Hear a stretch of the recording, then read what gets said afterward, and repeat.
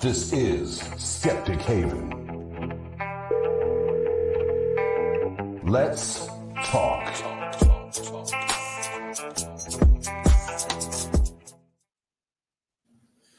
What's up, everybody? Welcome to Let's Talk, a call-in show on the Skeptic Haven channel. Let's Talk is a safe place for atheists and those questioning or leaving religion, and anyone who wants to ask questions and have a respectful conversation with us. If you're calling from the U.S., you may reach us at 984-789-4787.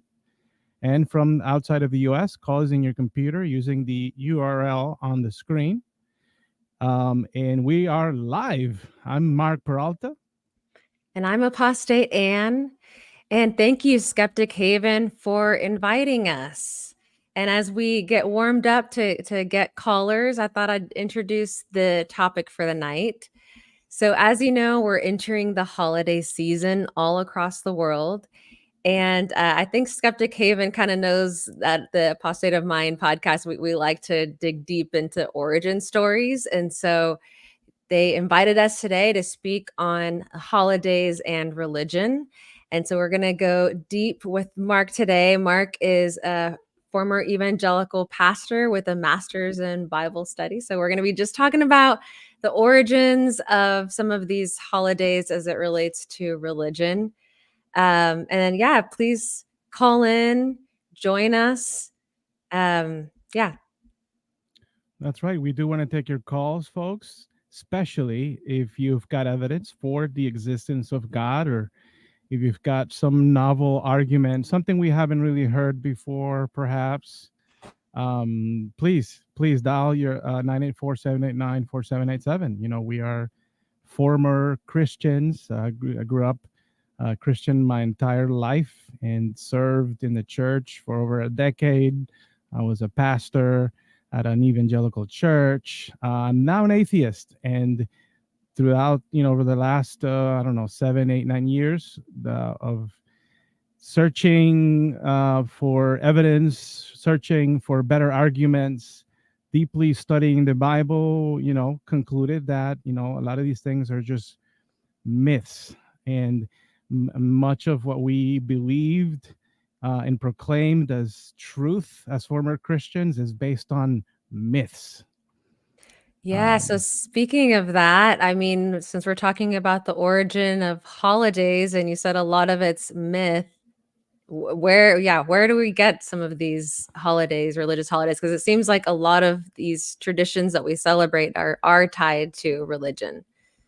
Yeah, certainly so. And we'll narrow our topic of discussion to just the religious holidays, because we do acknowledge that there are other types of holidays that are not based on religion, but those are, especially if you are a Christian or Jewish, or maybe even Muslim. These are religious holidays like Hanukkah, like Ramadan, Christmas, Easter,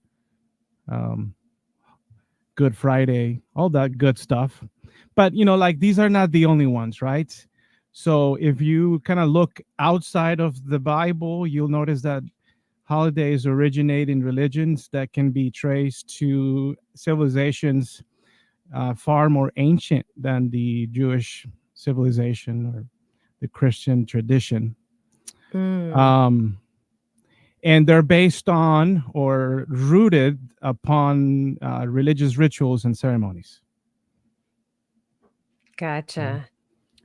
So that's kind of like what we want to bring to you the table. And so I'm excited to show you what some of these things are and what we could possibly conclude from them. Yeah, and I look forward to people being able to join in, and really it can be as it relates to the topic. If you want to have another holiday and religion insight that you want to add, or even as Mark mentioned, arguing for why maybe the holidays should be celebrated or for the religious reasons today. Mm-hmm. Yeah. So I'm going to put up your slides if you want to go ahead and put up the share.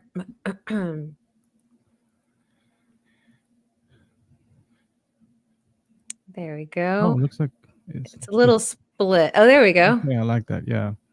Looks nice. So one of the first points that we like to make is that religious holidays typically coincide with what I'm labeling here as astral events.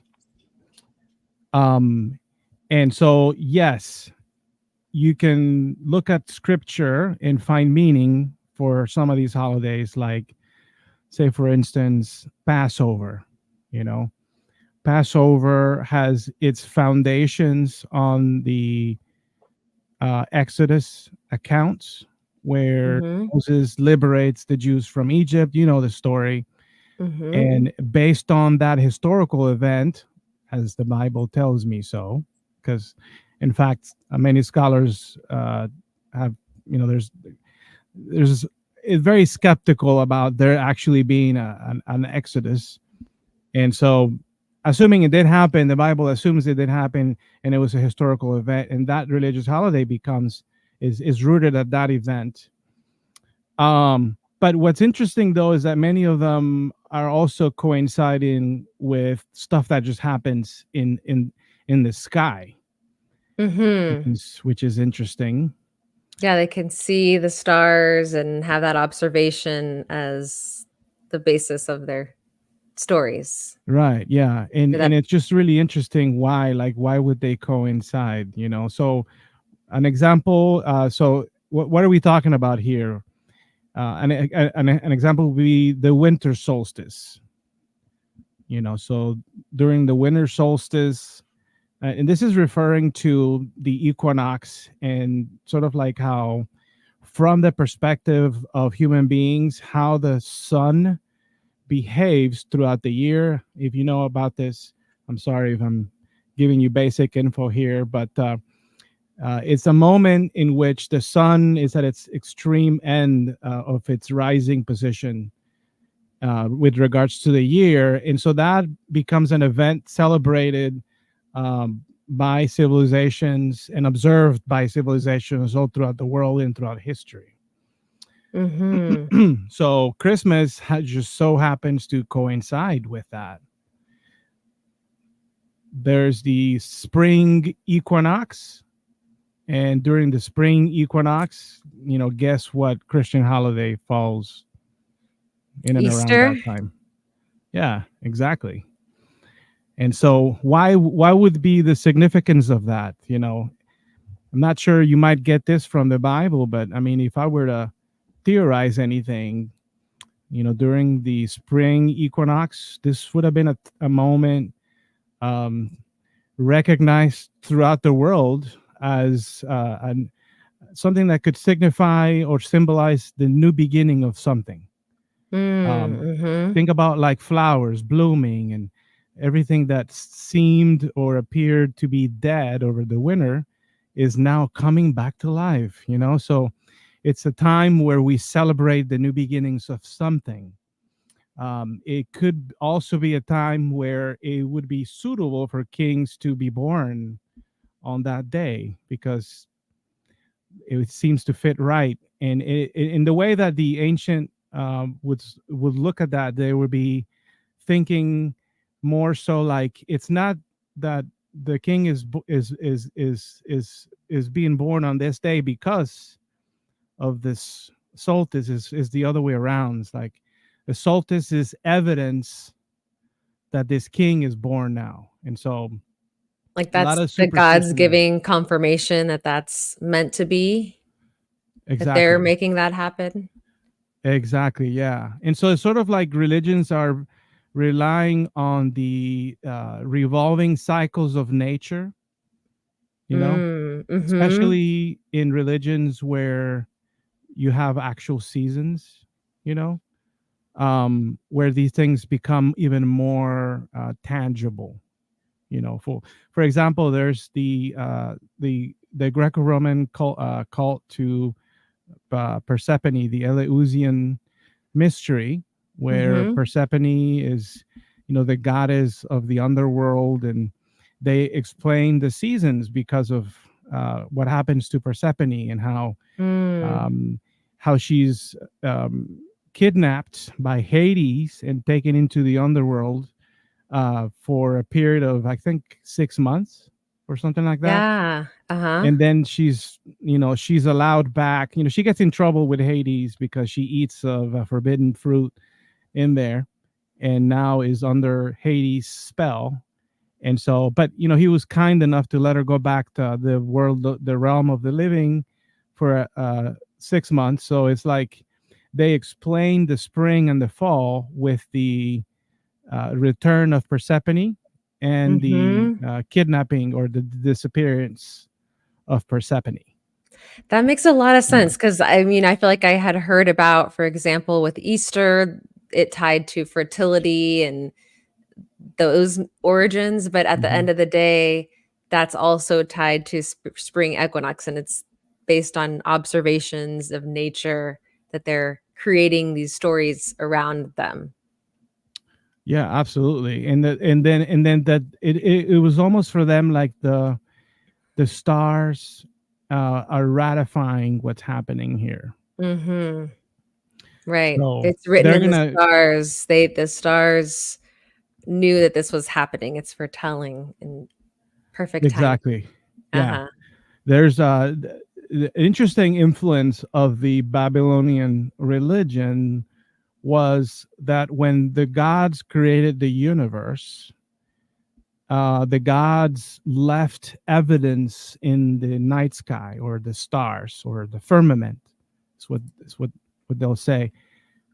With regards to how the gods are doing all the inner workings of creation. So they're looking at how the constellations are behaving and moving throughout the year, how the planets, which often symbolize other gods or are representing gods in the sky, how they're traversing throughout the year. And then they're looking at events like lunar or solar eclipses and stuff like that to sort of like inform or evidence the working of the gods. I see. Yeah. And also wisdom from the gods, because they're able to also predict the coming of the seasons, or at the very least they're matching, they're correlating how the stars are moving and positioned throughout the year with the seasons. So then that becomes sort of like this this rationalization, right? That the gods, since they leave evidence in the sky of their handiwork, and we do see the seasons changing. That's the evidence. So we believe in that. Correlating the stars that they're seeing with the seasons they're experiencing. Interesting. And with the fall equinox, what holidays would that correlate with? Yeah, examples Or that are coincide with? correlating with the fall equinox. Hold on, I have a notes here, but I've lost sight of them. Here we go. Let me see. I'll have to look up and down and see. You said the fall equinox? Okay, here we go. So the fall equinox occurs around September 22nd, when day and night are again of equal length. One significant holiday associated with this event is called Mabon or Mabon, celebrated by modern pagans. It's a festival that marks the autumnal equinox and gives thanks for the harvest. Yeah. Okay. So. And then what about the new moon? New moon. There's a lot of new moon festivals. In fact, depending on which calendar, which is another category in which holidays fall into, is if the calendar follows the moon. If it's a moon calendar, then those new moons become not only the beginning of each month, but they become days in which these holidays take place. And is that the interestingly, Jewish though, calendar? Yeah, both Jews and sometimes, in some sense, the Islam traditions and Hindu Mm. traditions utilize lunar calendar, and so That's let me interesting. see here.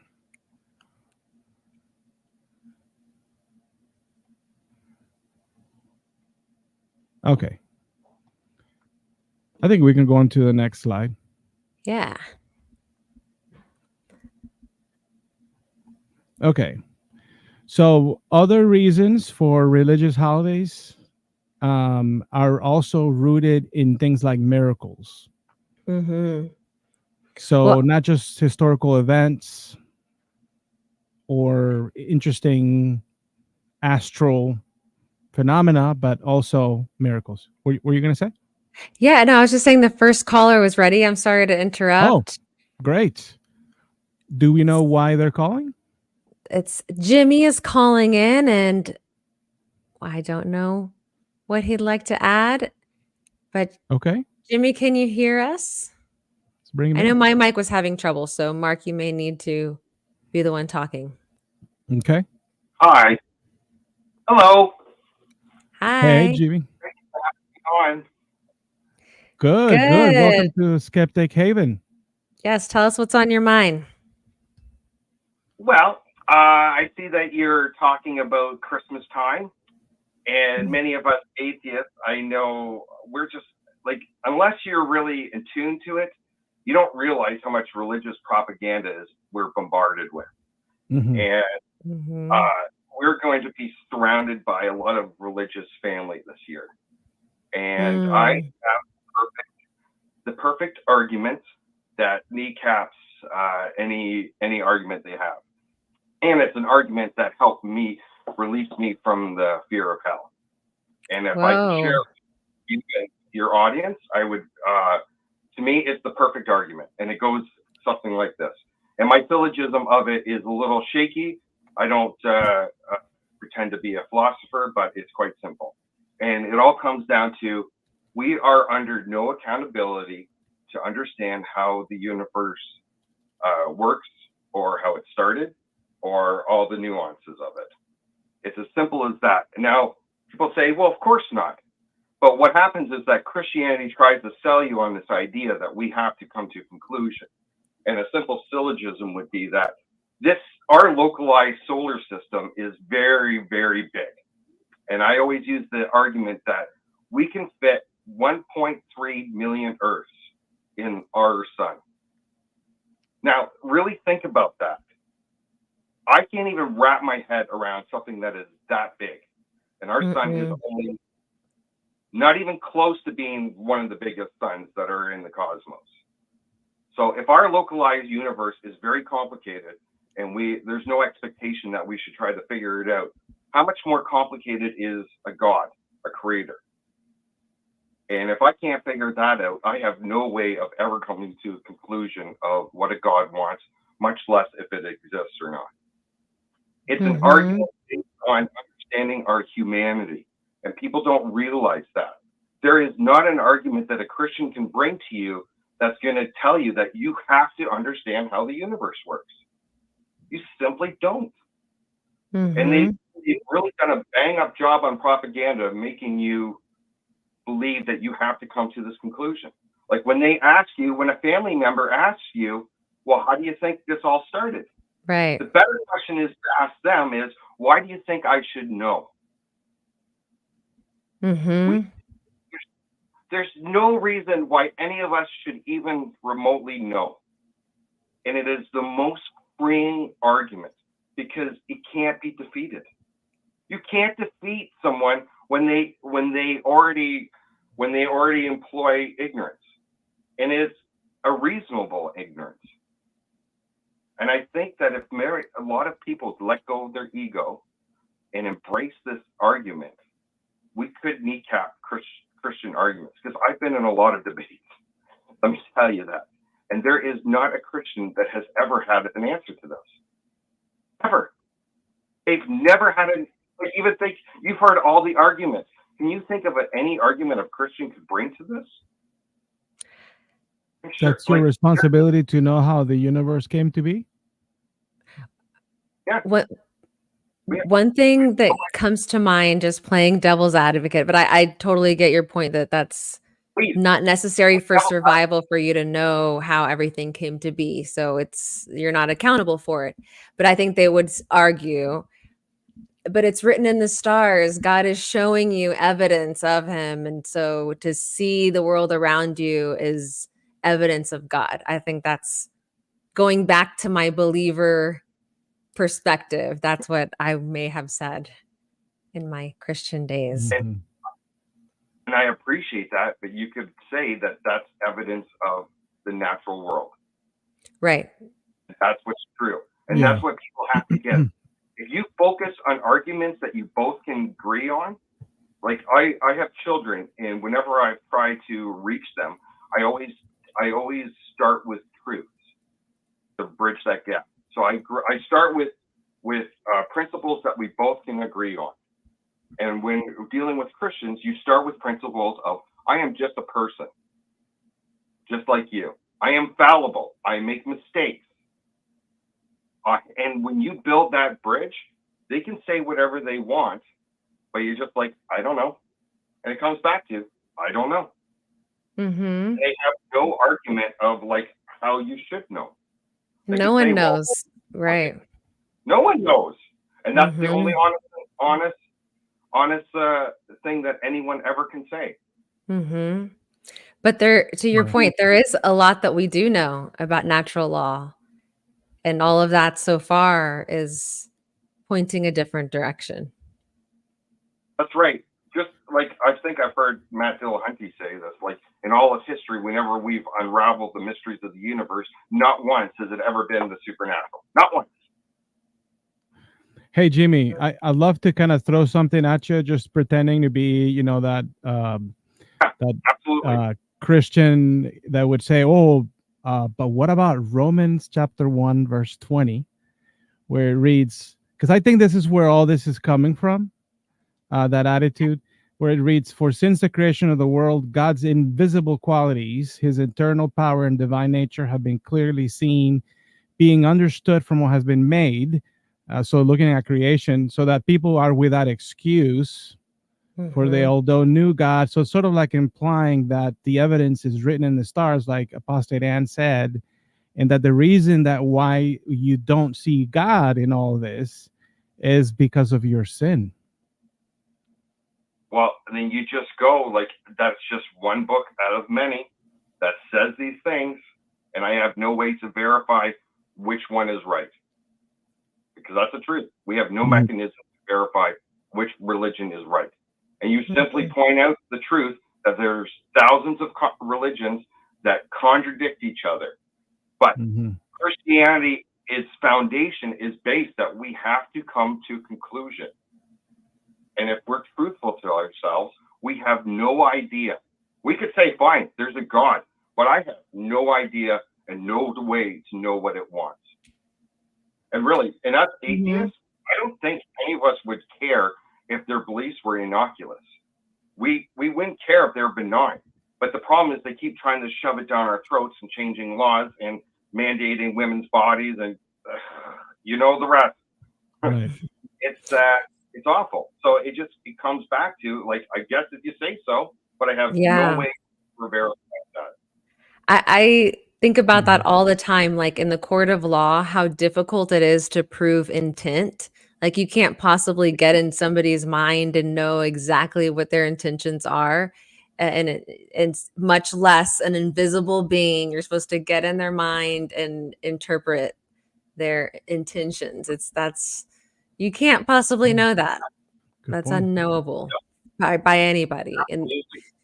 Yeah. And the people will say, well, if you pray enough or you're in the Holy Spirit and sinless, and then you'll be connected to God and he'll reveal to you this. But we know that there's so many different interpretations of God's word. So of people who are seemingly, close and in prayer and in the word, and that's so in there. So they can't have different outcomes if they're all trying to channel in or saying they're channeling from the same God. That's right. And what is the truth? The truth is the fact that if there's more than one denomination, that proves what they say is wrong. because it should be clear as mud. And if God was directing all this, there should only be one religion. So do you have these? Oh, sorry. I was going to ask, do you have these conversations with your family? Not with my family. I don't see them very often. The last time I was at BajaCon in Sarnia, Ontario, I visited, and that's where my family's from. And it's my aunt found out I was an atheist. She's like, oh, you should have seen her face. It's like someone put a pile of poop in her mouth. She's just like, oh my God. It's so silly. Because I don't buy into something that like they react like that. But I understand that. But I've had these conversations many times online and in person with people. Like they can't. Like there's no truthful answer to that. The fact that we're just humans and that we're flawed. It's just admitting to our humanity. And when you tell them, when you stretch, when you let go of your ego and you stay humble and you realize how much you don't know, like that's where it comes back to. It's just how much you don't know.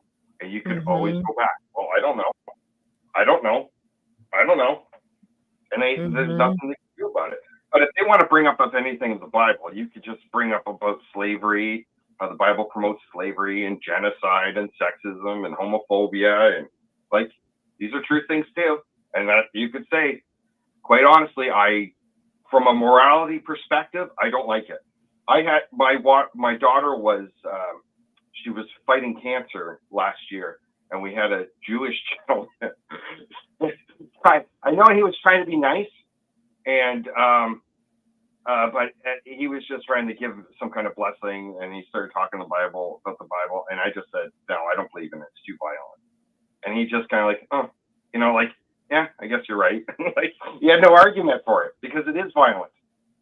And like, I don't think Christians understand how much we're bombarded. My daughter was battling cancer, and we kept getting messages of like, we're going to pray for your daughter. Like, I'm really glad people were like concerned about our daughter, but like imagine if your kid was sick and you went to them and said, oh, God isn't real. Hopefully science saves you. It's the same thing. But we have to be polite. We have to be polite. And I always say this while they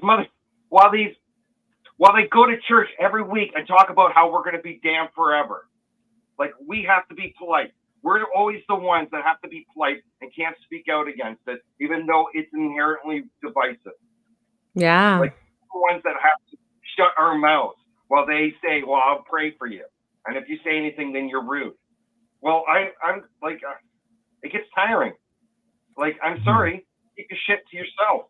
Like, and I have lots of friends that are religious, and they do keep it to themselves, and we never have a problem. But it's this privilege mentality of what religion has in our lives. And just remember, folks listening, your family at home, just remind them, Christianity will never be persecuted. Never. Like, the book of Revelations is based on like the Christians are going to get persecuted. It's ridiculous. They've been in power for thousands of years, and it's never going to change because people love their superstitions. And we're seeing this with the QAnon and the Trump effect, that people will buy into bullshit if it's put down their throats enough. Like, Orwell predicted this shit years ago. Like, people need to read 1984. Like we're living in dystopian times because it allows people to believe in things without evidence. So, folks, just remember, hold on to the fact that you're just human and that you are under no accountability to figure any of this stuff out. None. You're not. The best argument I had today was some guy talking about how Jesus saves. I'm trying to remind him, you can't be saved by the same thing threatening you. That's called extortion. And he's like, well, what if I was telling you if you don't quit smoking, you're going to get lung cancer? I'm like, no, the doctor doesn't create cancer. right? It's equivalent to the mob boss.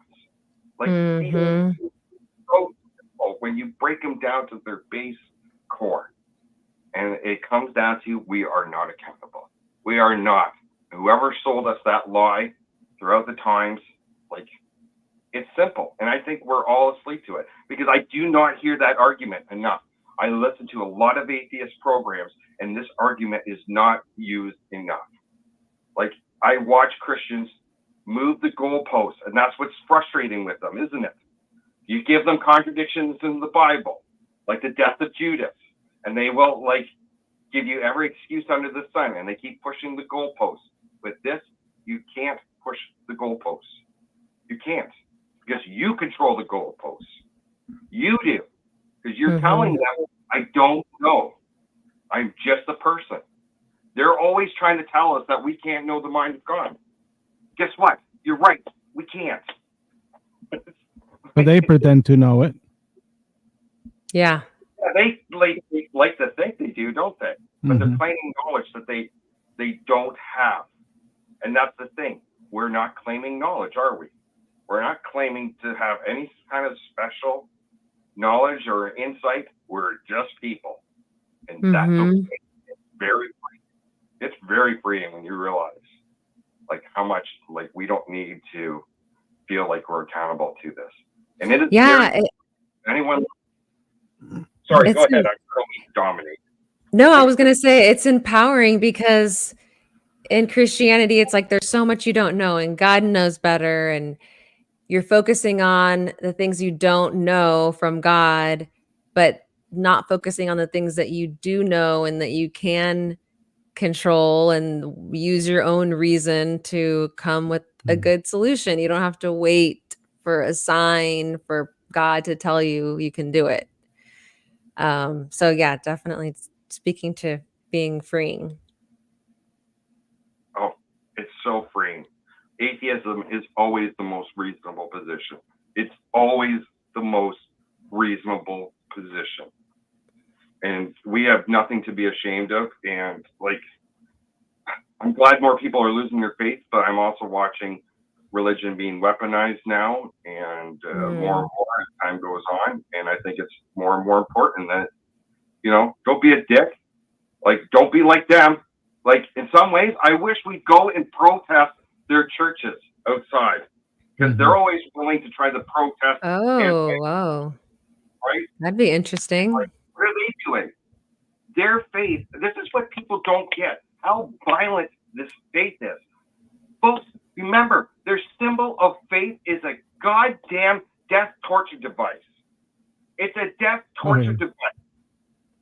Like, that is at the heart of what it is. It's about violence and blood magic, and they expose children. If we really want to be assholes, we can protest their churches based on real things, that they promote violence and exposing children to horrible ideas.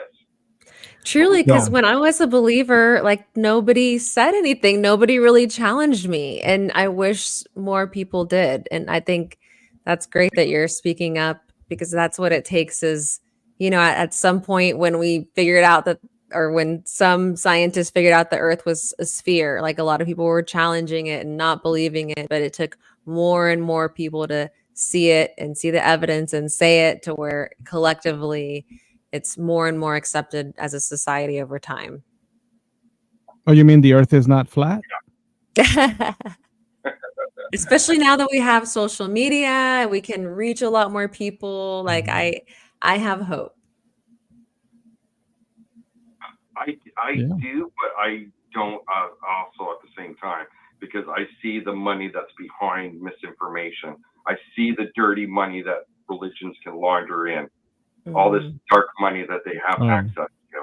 Look at that Jesus Gets Us campaign they had. It was like $500 million. Super Bowl, yeah. The Templeton Foundation. Yeah, we have nothing. Like, because the people, most atheists tend to be left-leaning, right? And what does the left have?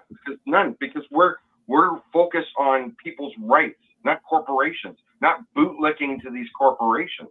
There isn't the money that's that they have. So it's not surprising that you see all these like bigwigs like Ben Shapiro and the Daily Wire and PragerU, and like it's disgusting. It's all like a coordinated offense. And this Agenda 2025 that Trump's trying to do with the religious right, we should all be terrified about that. And that should be on our list. I'm Canadian, and this shit scares me. Because if you guys fall, that's democracy. You guys, I've said this before, and I'll say it again. You guys are the lighthouse on the hill. And if your democracy goes, we're all fucked. We all are. Like, you guys have the most amount of nukes, the biggest army. Like, this madman gets control of the army. Like, we're all screwed. We're all screwed. So we should all be concerned about this. And yes, the Gaza situation is awful, and some of the choices Biden's like making is terrible. But all of us should be like, okay, but what's happening with Trump is way worse. I would crawl over broken glass to vote for Biden if I was an American, because it is too important. And like, I don't know if you guys know much about Canadian politics, but your influence is affecting us.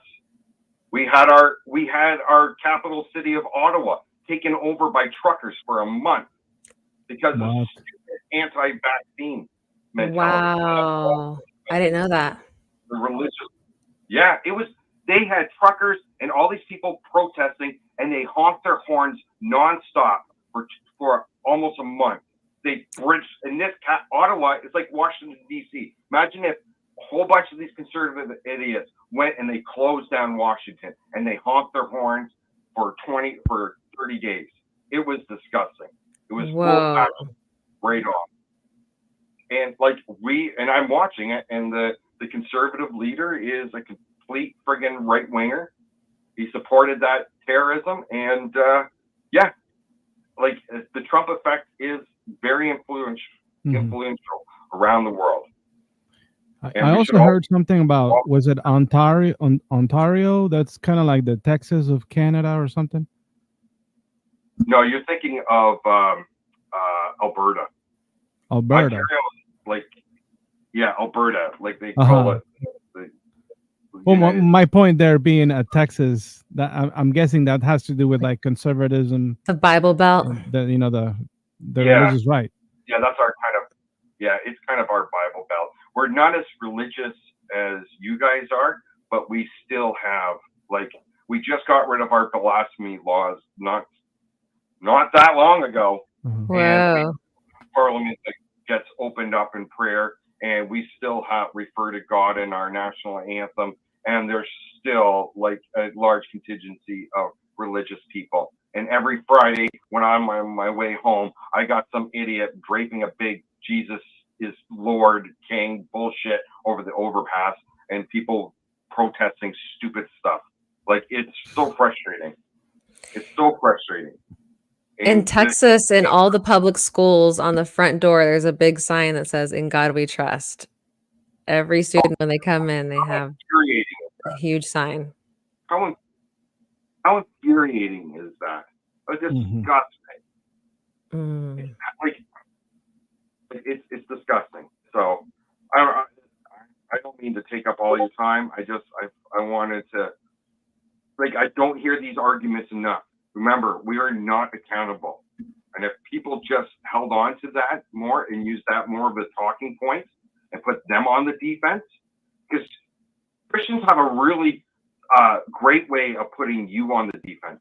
When the fact is, like, we all know that we don't have a burden of proof, but people forget that. Put them on the defense. You use the Socratic method and question them. Just keep asking them questions until you wear them out, until they realize how awful their positions are. And they don't. Epistemology, yes. Yeah, they don't. Most people don't realize why they believe in what they do. They just do, and it's no surprise. We both live in a society that reveres Christianity. The Bible is still referred to as a good book, even though it promotes god awful things. And yeah, we're living in bizarro land, and it's truly like the Matrix when you become an atheist. Because I was a Christian too.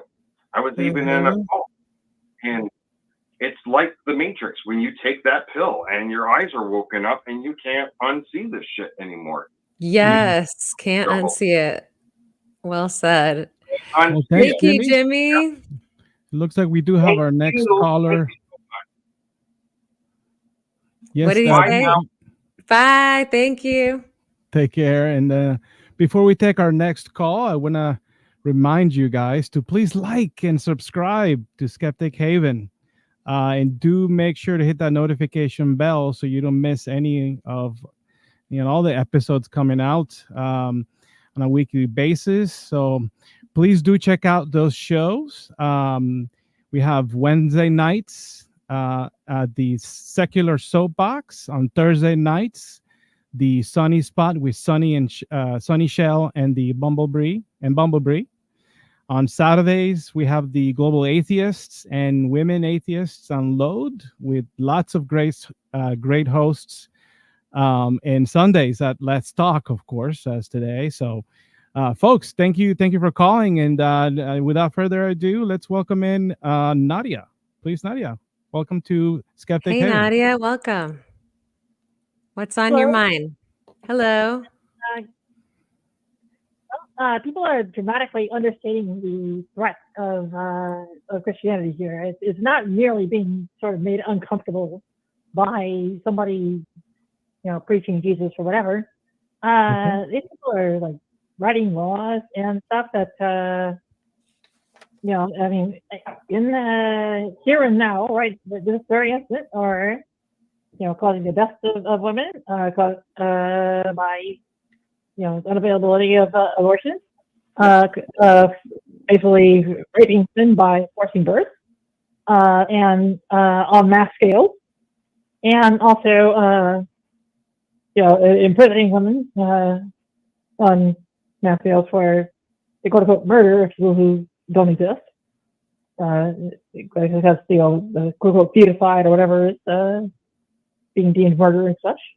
And that's actually sort of like happening, even though it's contrary to standing law. They're doing it anyway. Just like they're also still prosecuting people for sodomy routinely, and they get all the way to prison before they get thrown out by lawyers, if they get thrown out by lawyers. So, and of course, we know what they're up to with LGBT people, which will not be very, they're very good. I mean, it'll be, Mengele-like, what they want to do with all the trans people they want to throw into prison, which is basically all of them who have any kind of substantially physically transitioned body or whatever. So yeah, it's a massively larger threat than people are saying right here and now. So You're so right. Go This ahead. really you're so right. I mean, there are some big life-altering, life-changing consequences to religion being inserted into our laws and politics. It affects everybody. You make some really good points. I mean, you might just write off LGBT people as, they're only like some percent of the population, but women are half. Yeah, and that's not enough for sort of like congenitally sterile to make this a sort of not smaller issue, right? And that's like mass, quote unquote mass rape, qualifying forced birth as a form of rape on tremendous scale. So I mean, how much does that impact so many girls' lives? Like they have to drop out of school or change their career plans for one, life-changing decision like that. Mm-hmm. They're going to say it's trivial. You say that, and they're going to say it's trivial. You say rape, and they're going to at least be a little bit more on the side. what they say is they call it your convenience. You should not murder a baby because of your convenience. Is what they try to say when they quickly debate this stuff or whatever. Which it's a total lie, but anyway. Yes. People will really start calling it what it is, which is rape. Mm-hmm. Definitely. Yeah. And the the LGBT mass imprisonment stuff is also at the risk of delving into it's going to be a Holocaust territory. Basically, the things they want to do, for kind of butcher style reversal of physical gender transition is basically Mengele-like enough that it probably does qualify as getting into Holocaust territory. So, and of course they never want to let anybody who's been that's kind of like bodily variant or bodily changed out ever again. So that's their cue. Yeah, Mark and I just recently did an episode on the practice of circumcision. And, there's a wide range of that, even for religious practices of castration and female genital mutilation. I mean, they're just like we're talking about, there's major life-changing, life-altering practices on the basis of religion that are still affecting people today. It's not like, this was biblical times. Like they're still practicing this widely in certain communities. Yeah. Think about that preacher that just died recently from a venomous snake in one of them snake handling churches. They're still doing that. Yeah. And we're not to mention like the horrible mistreatment of the snakes that is alleged to occur in some of these ministries. But yeah, thanks for calling, Nadia. We appreciate your input. Is there anything else that you like to add, or maybe narrow in on a particular something that you wish to conclude your call? I guess in conclusion, if anyone's likely to be affected by the impending anti-LGBT stuff, get out of the country before the election, because once the results are announced, it'll be a rush. Number one, a rush for the exits of everybody trying to get out at the same time, and number two, everybody who sees people coming will want to slam the doors in their face. So get it out before the election. So. All right. Mm-hmm. I had a little trouble hearing you at the end there. Apologize. But I think I heard her saying about the LGBTQ. Say that again. Oh yeah, I was saying get out before the election. Oh yes. Okay. All right. Sounds good. Well, thank you for calling, Nadia. We're gonna go ahead and let's see. It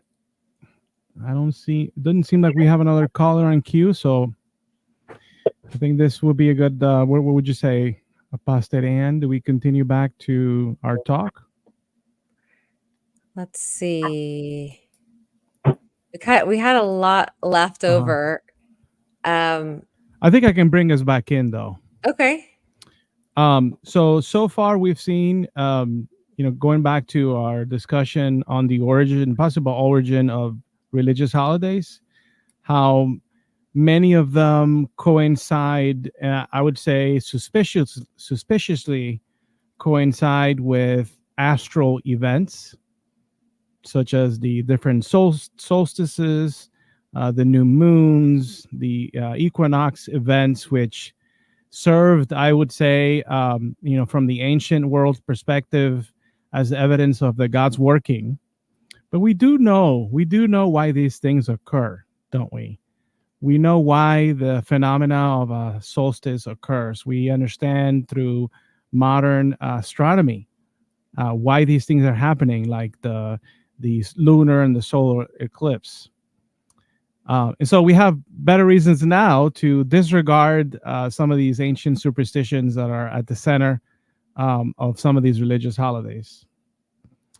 It looks like we do have another caller. We do And have another caller. I'm having trouble putting up the slide, so I don't know if Wes or somebody's able to put it up on while we take the next caller. Oh, I could do that, but if we have a caller, I'll leave out the slides. Yeah. So it looks like we have Ram from India.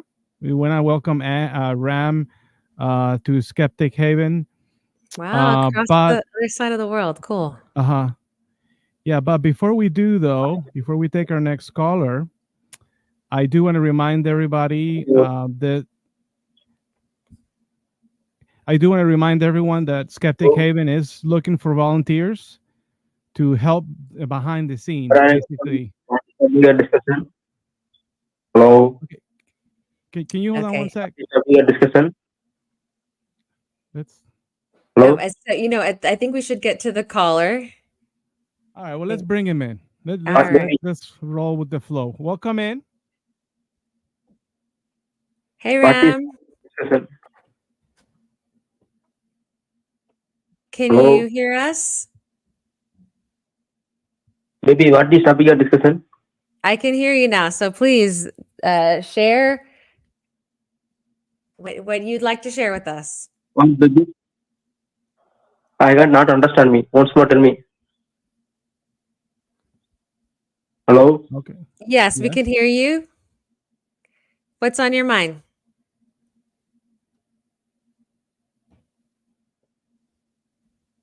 Ram?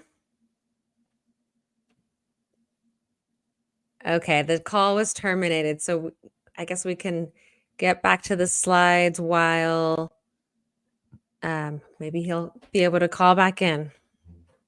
Okay. Sounds good. All right, so let's bring back the slides. We're here. So we looked at the different, so we know now how these astral events are nothing but just coincidences that are only kind of making sense from our anthropological perspective as observers of the universe. And so we should not take these things seriously. And that religion also might base what's at the root of some of these festivals are miracles. For example, there's the the Hanukkah celebration of the Jews, which is, it starts with this whole miracle story about a menorah that remained lit inside the temple, the Jewish temple, longer than it should have. And so that's, at the root of this festival. But that there are also reasons like, and perhaps this might be what Jimmy was getting to the heart at, and it's this deity narrative that I'm labeling it as a deity narrative, or sort of painting us the picture, like indoctrinating us, telling us something to convince us of the belief of any given religious event. So it's sort of like the theology involved. Like, for example, the birth of the God, that's something that's part of this religious narrative of the Gospels. And the Christian religion, I would say, is utilizing this winter solstice celebration to give it a new spin and provide by feeding us this narrative about this God that was given birth and blah blah blah. Yeah, you can see how they evolve, but starting out with the initial observation of the stars, and now you have this story of the gods, and now it's correlating the two. That's right. And these narratives are painting a bigger picture, but doing what? Banking on the natural phenomena that is being observed as like evidence of the narrative. Like in the springtime, things coming back to life, guess what? That's a proper time to talk about resurrection, isn't it? Mm-hmm. Yeah, Yeah, coming back to life.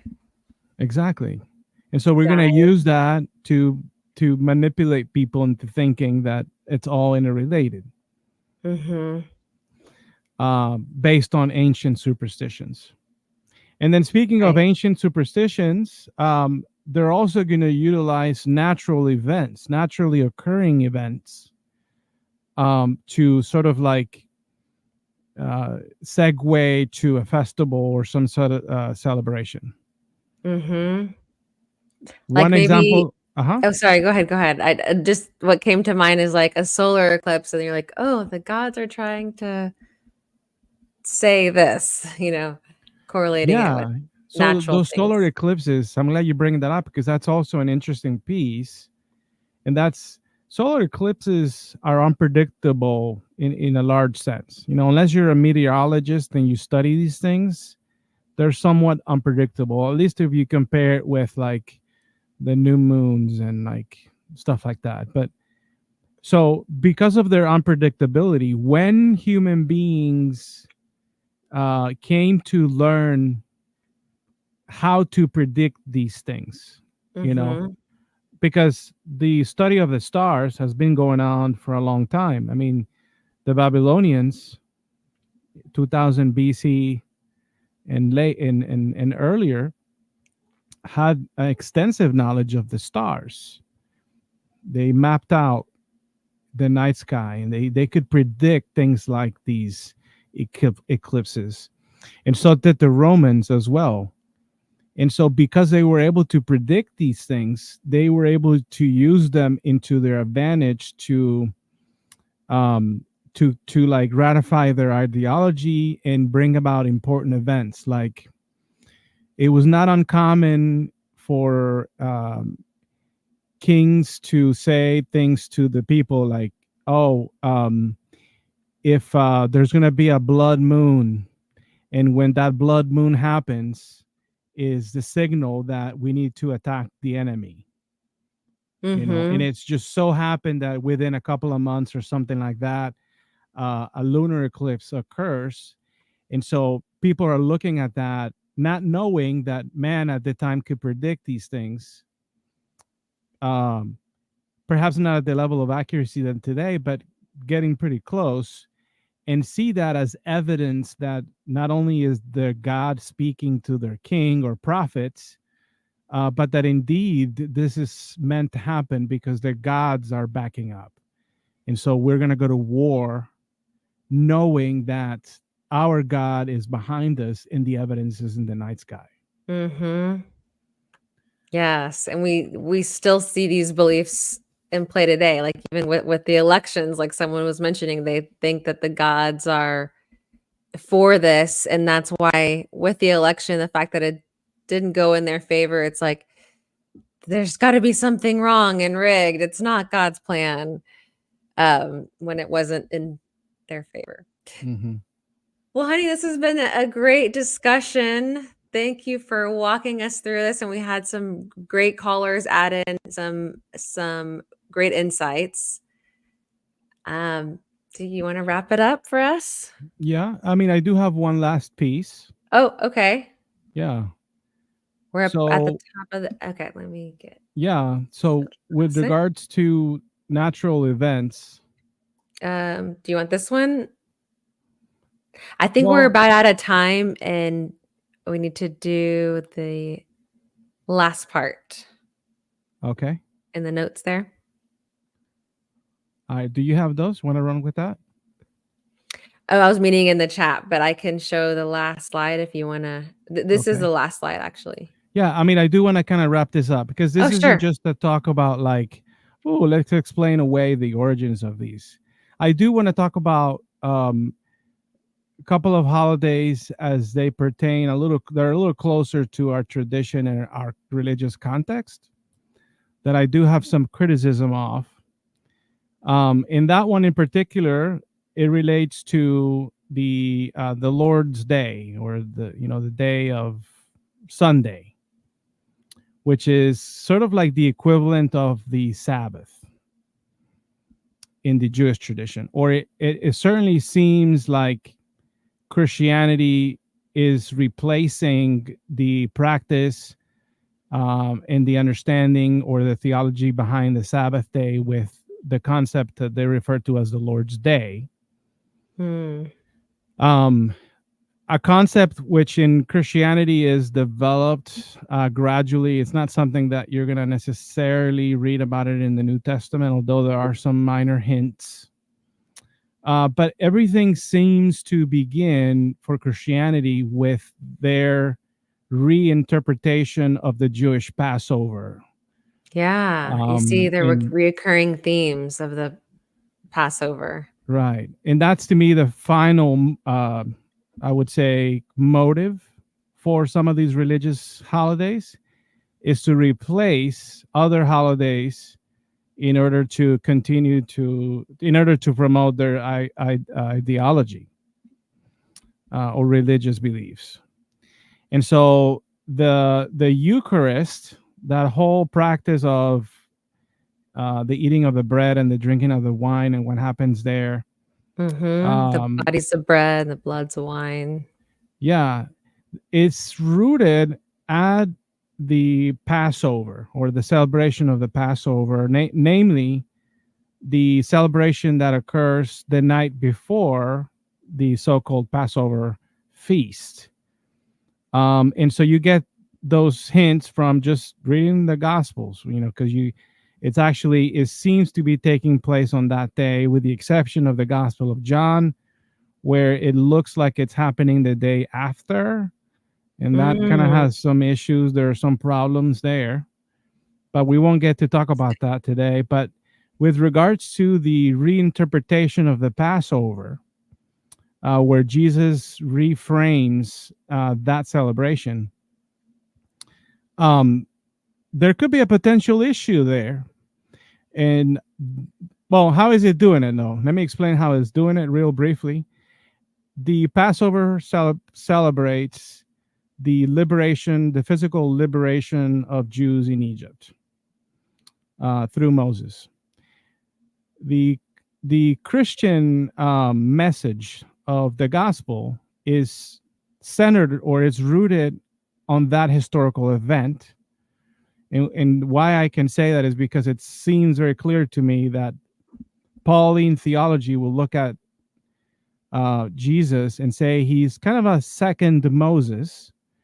And he'll say things like, well, but not necessarily in a physical sense, but in a spiritual sense. And so we gain this understanding of salvation that's more of not a physical liberation like Moses did, but a spiritual liberation where we're freed from our sin and saved from hell. And so it's a reinterpretation. The message of the gospel is a reinterpretation of this Passover historical event. Okay. Now, scholars agree that there is enough evidence and lack of evidence to believe that an actual Exodus, as it's told in the book of Exodus or by the Bible, took place. That even there's enough evidence to suggest that perhaps there was not even a historical Moses, that perhaps it was an invented myth, another one of those biblical characters. And why should we expect otherwise? So and certainly all the other cards are falling down. Jesus assumed that Moses existed because he said that if you have heard Moses, if you believe in Moses, you believe in me because Moses spoke of me. So Jesus is, he's accredited for having a historical view on Moses, right? But if Moses has never existed, then guess what? Your little Lord Savior was wrong. And why should we trust anything about this spiritual liberation if the actual physical one never took place? And it's a bunch of BS. So crazy. Yeah. Yeah. When those parts of the story start falling apart, then all of it's like, okay, we're doing this whole holiday based on the assumption that this happened, that this is true. Mm-hmm. But originally, then it was something else. All right. What do you want That's to right. finish up with, Hanukkah? Well, Hanukkah is another one of those examples. Not as powerful, I'd say, as the Passover example, but essentially a similar pattern is observed. Hanukkah is Festival of Lights, based on a miracle of light. And so the link there is that Jesus is seen as the light of the world, and so his birth is the coming of the light to the world. And how interesting that his birth is marked by an astral event. That's right. Mm-hmm. Yeah. Wonderful. Thank you for walking us through that. That was a lot of fun. And like I said, thanks to the callers. And honey, if you wouldn't mind wrapping us up with the Christmas, telling a little bit about the Christmas event. Actually, I don't Or have not that info, Christmas. but I don't want to forget to mention, if you can, I don't know if you can get that. But I don't want to forget to thank our patrons. Okay. Mm-hmm. That are helping us and supporting our channel. And you can see at the bottom of the screen there.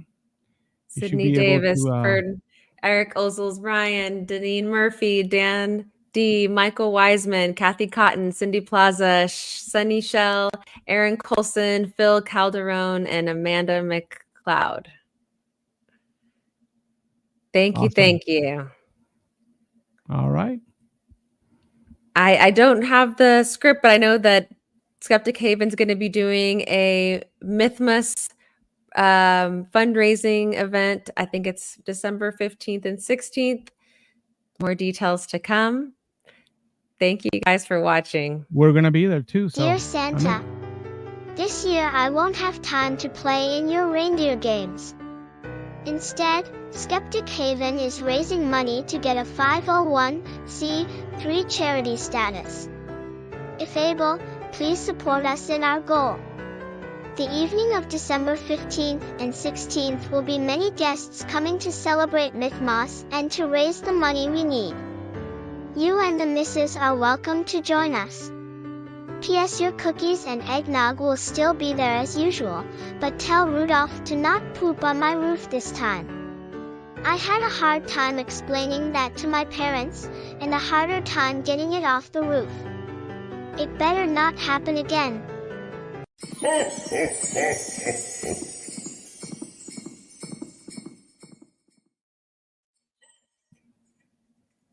All right, folks. Well, thank you, and we'll see you then.